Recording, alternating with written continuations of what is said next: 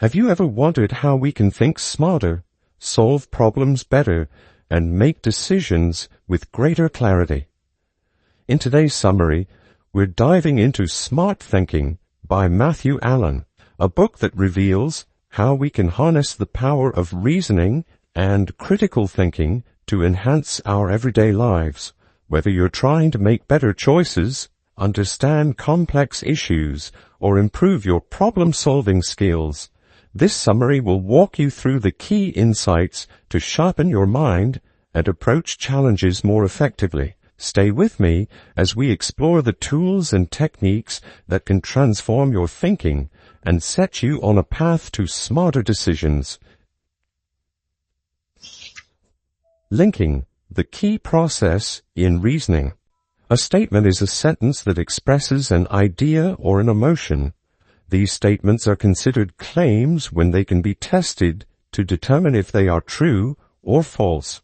For example, the earth revolves around the sun is a claim because it can be verified or disproved. On the other hand, a question like, does the earth revolve around the sun, is not a claim because it doesn't take a position that can be proven right or wrong.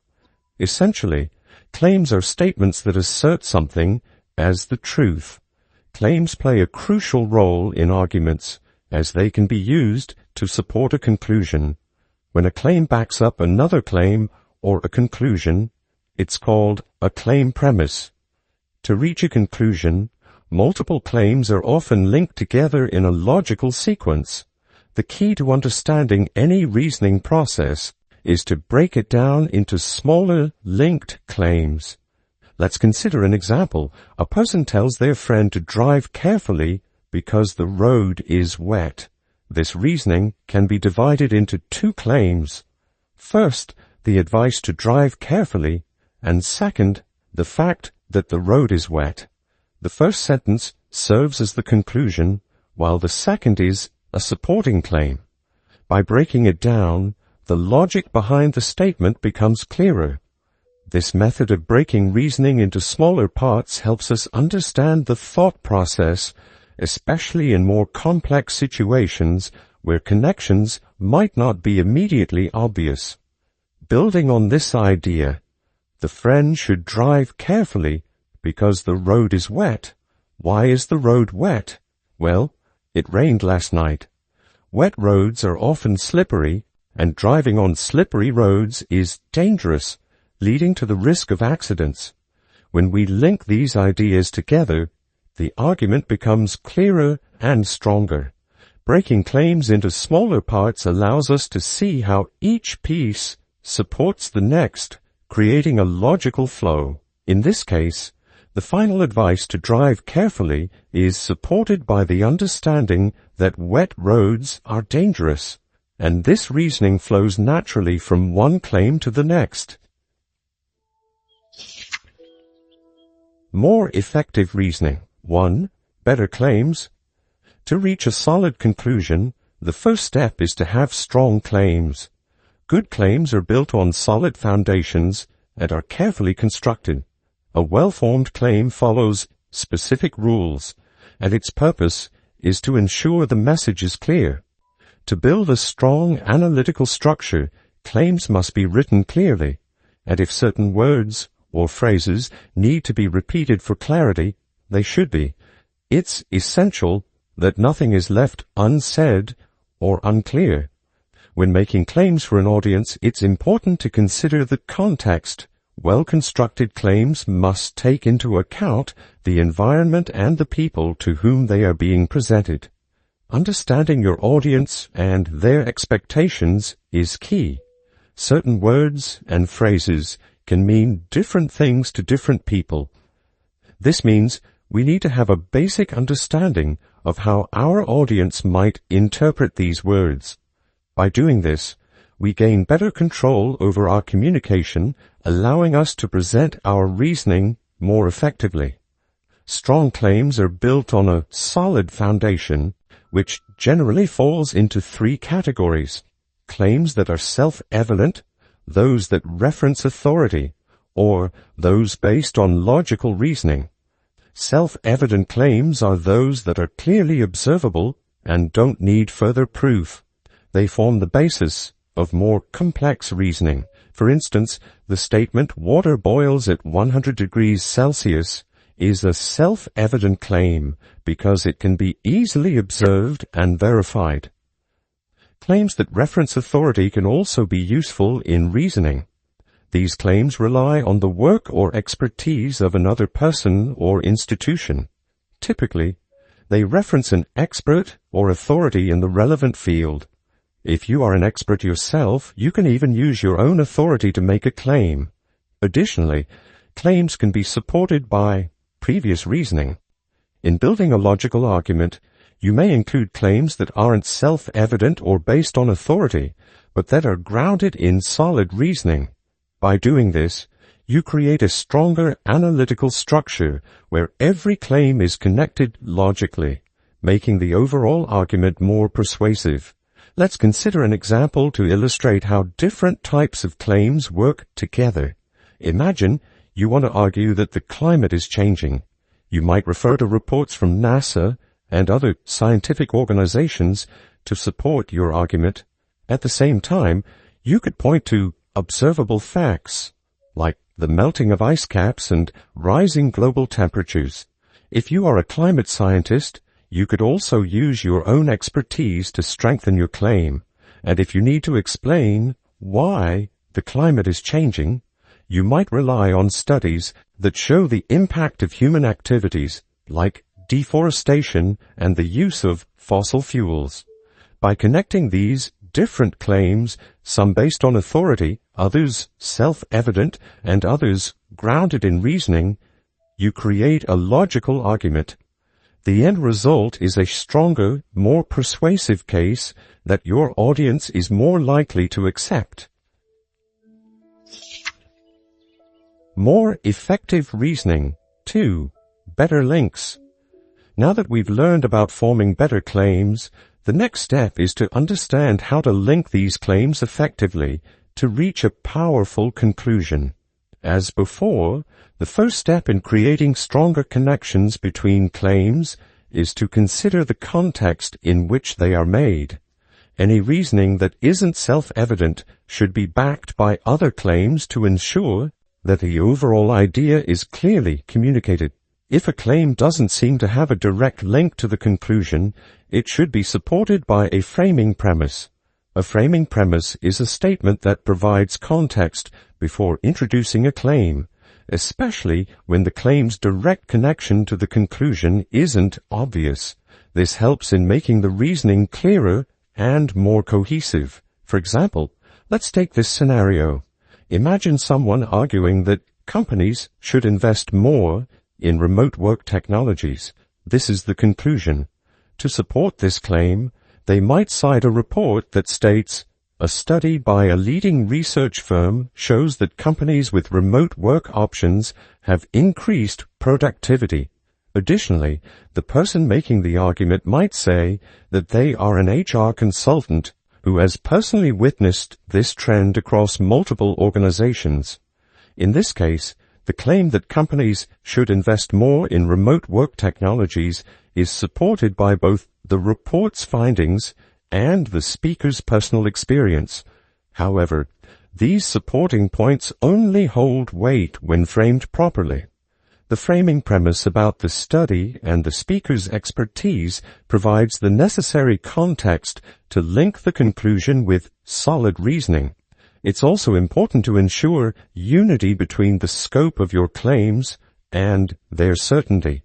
This means that the language used in the claim should accurately reflect the evidence and the range of what is being claimed. For example, let's say someone concludes, "All employees prefer working from home."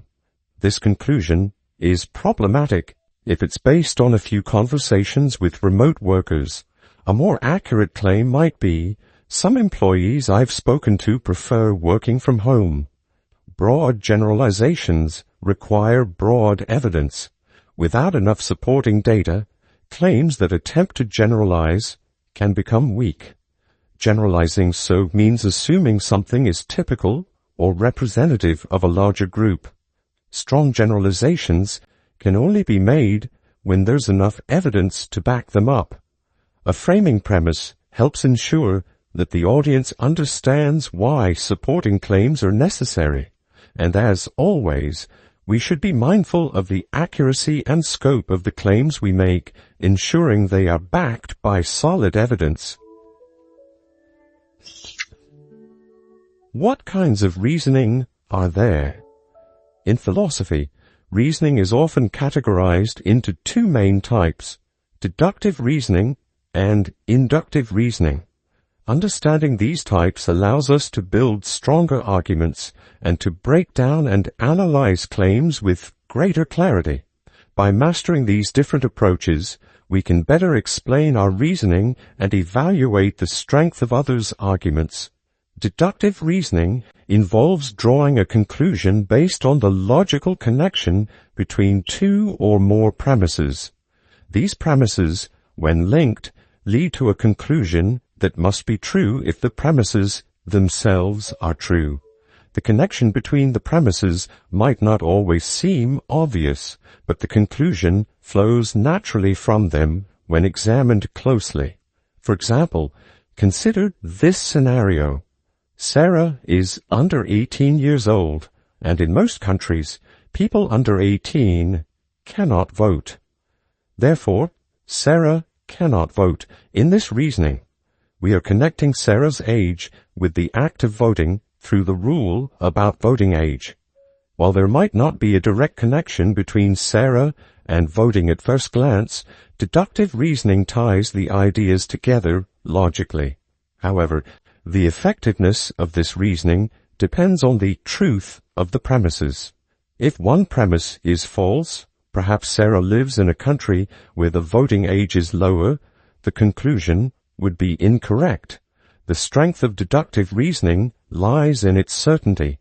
If the premises are true, the conclusion must also be true. Inductive reasoning, on the other hand, works differently. Rather than providing absolute certainty, inductive reasoning offers conclusions that are probable based on the evidence at hand.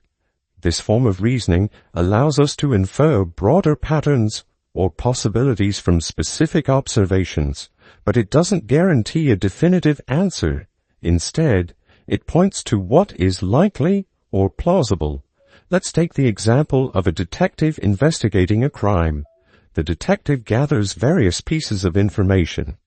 A witness claims they saw someone near the crime scene.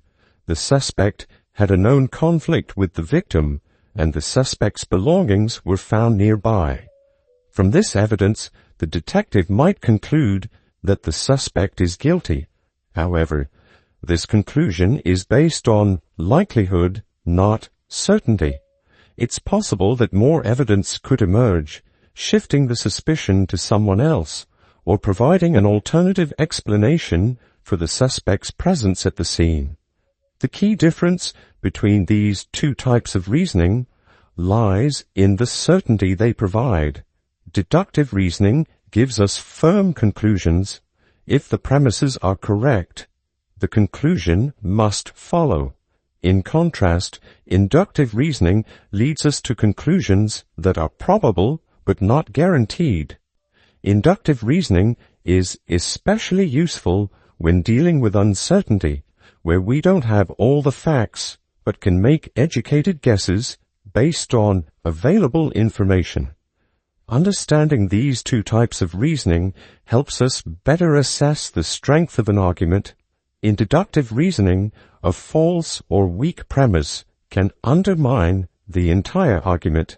In inductive reasoning, the more evidence we gather to support a claim, the stronger our conclusion becomes, but there's always the possibility that new evidence could change the outcome. Both types of reasoning are foundational to philosophy and logic.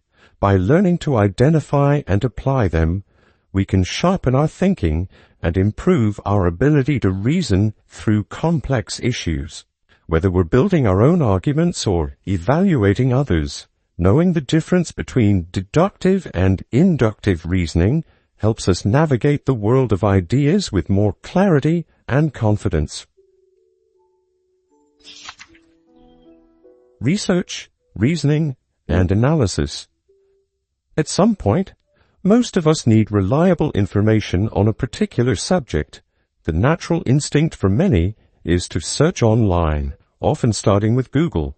The Internet contains a vast amount of information, far more than any of us could use in a lifetime. But by knowing how to search and analyze effectively, we can find valuable and trustworthy information amidst the overload. The first step is to clearly define the topic we're researching.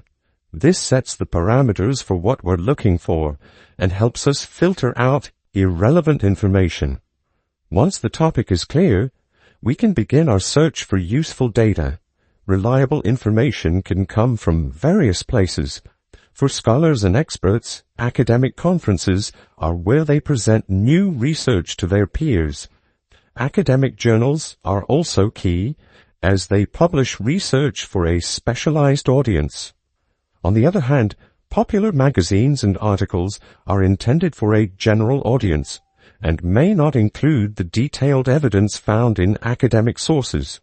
For more in-depth and trustworthy information, academic sources are generally more reliable than popular media. As we encounter new information, it's important to ask how it connects to what we already know. Does it directly relate to our topic, or is it more general? If it's general, we can either try to relate it to our subject or continue searching for something more specific. What should we do when we find contradictory information? For instance, one source might say that Internet censorship is easy, while another argues it's nearly impossible. This is an example of a conflict in the information.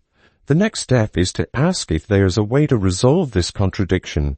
If not, it's important to analyze why two sources offer opposing perspectives on the same issue. In research, information is typically divided into two types of sources: direct and indirect.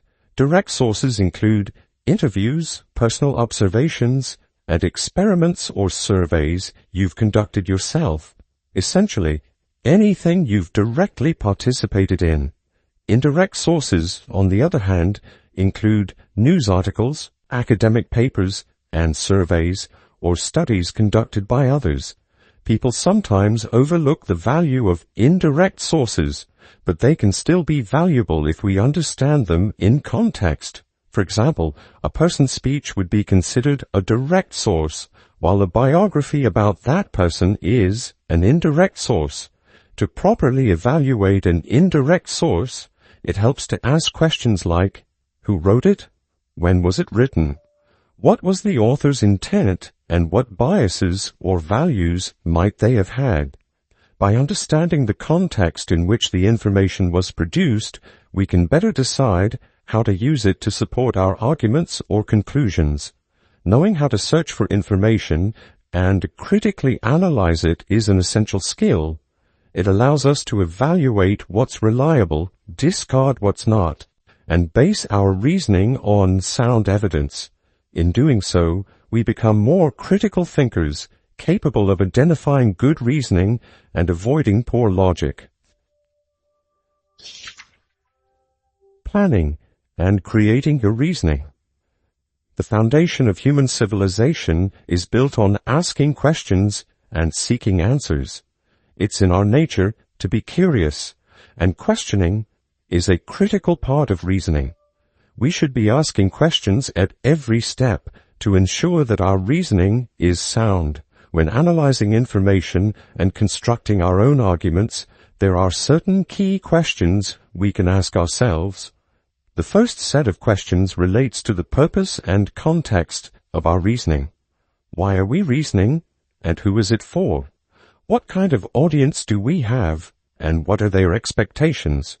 What is the definition of the reasoning we're presenting, and what approach will we take? Understanding the audience and context helps shape how we present our arguments. Next, we should focus on the conclusion. What is the conclusion we're aiming for? What are the meaning, main idea, value, scope, and likelihood of this conclusion? Does any part of it need further explanation or reasoning? How does this conclusion connect to other conclusions on the same subject? And most importantly, what kind of evidence do we need to support this conclusion?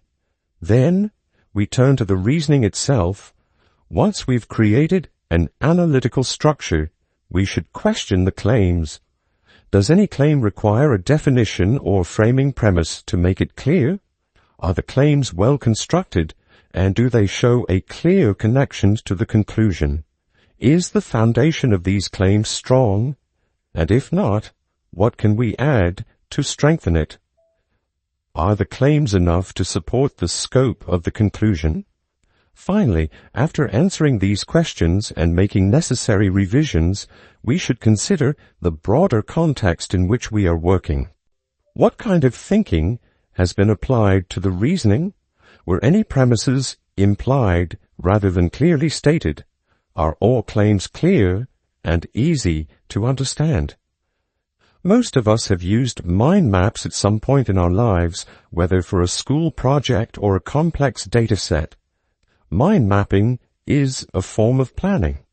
Planning is crucial because it allows us to present everything in a structured and organized way, making it easier to understand the connections and links between different points. An analytical structure for planning can look different, but the basic idea remains the same. We often use arrows or symbols to indicate connections between ideas. The first step in planning is to organize all the information and reasoning points one by one. For example, college education should be accessible to everyone. College education is not free in most countries. Studies show that employment rates are low and poverty is high in many regions. A college education is essential for obtaining well-paying jobs. College teaches the necessary skills for high-paying careers. Surveys show that people with a college education earn more than those without one.